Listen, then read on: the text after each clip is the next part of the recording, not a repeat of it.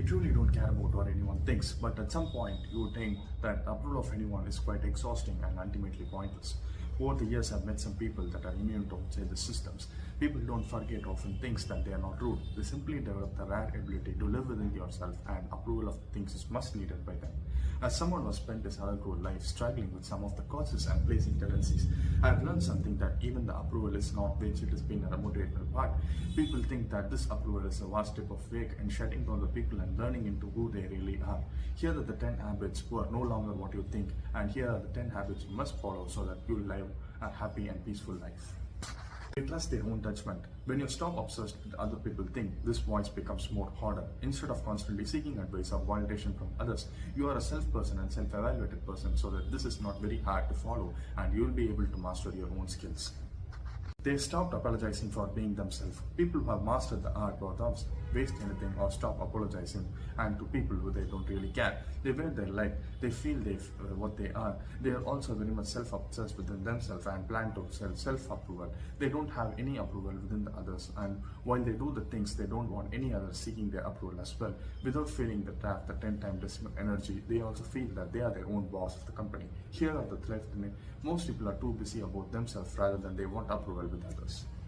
They build inner confidence instead of chasing external validation. This is a psychology where they have the inner confidence, so they have mastered their art about remaining calm in tough situations, so that people are able to have some confidence and able to have and master their ideology, how to live with maximum impact without meaning ego. This is a term like whereas the skills are been turned by the Buddha, where it is a more grounded and yourself in life, so that you will not have any self-validation. You are the self-evaluation about yourself, so that it has built a character guidance within you, and when you are that no longer notices you, this is what you need in order to survive. They accept not everyone like them. It sounds obvious that most of the people struggle within their family. They accept who they are, and some of them are validated within their family members, so that they are being determined by their obsession, and they are also determined by their achievements. Some of them are various called by their achievements, and some of them are not given as a person important to them. And personalities clash, and values don't again matters. These are the values and personalities where that ego comes in between, and just when they get is fine.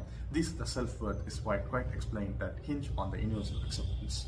They set boundaries without their guilt. One of the clearest signs that they confidently say they know.